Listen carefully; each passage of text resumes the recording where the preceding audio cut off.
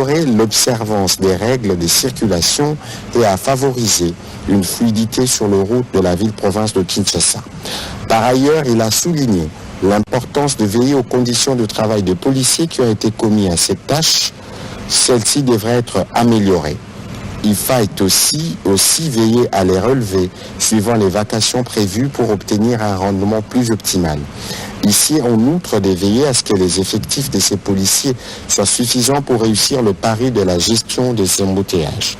Le président de la République a insisté pour que les policiers commis à la sécurité des particuliers, qui ne sont ni des institutions, encore moins des hautes personnalités, soient tous rappelés pour servir à leur fonction initiale et essentielle.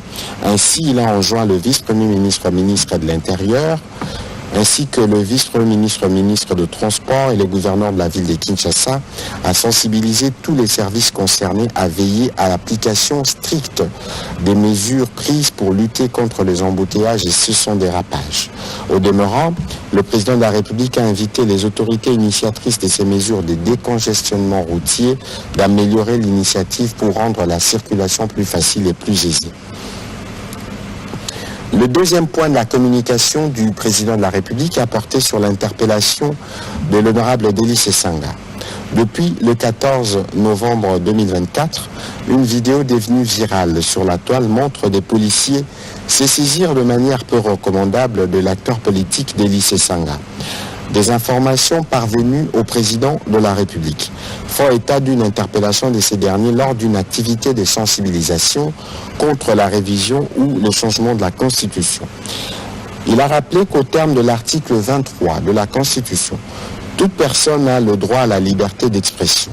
Ces droits impliquent la liberté d'exprimer ses opinions ou ses convictions, notamment par la parole, l'écrit et l'image, sous réserve du strict respect de la loi, de l'ordre public et des bonnes mœurs.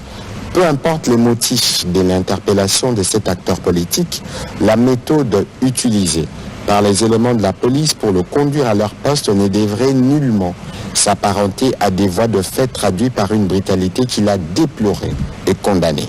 Dès lors, indépendamment des mesures déjà préconisées à l'encontre des policiers auteurs de la bavure décriée, le président de la République a engagé le vice-premier ministre, ministre de l'Intérieur, à prendre des dispositions préventives nécessaires quant à l'encadrement de manifestations publiques afin que pareil dérapage ne se reproduise plus dans les rangs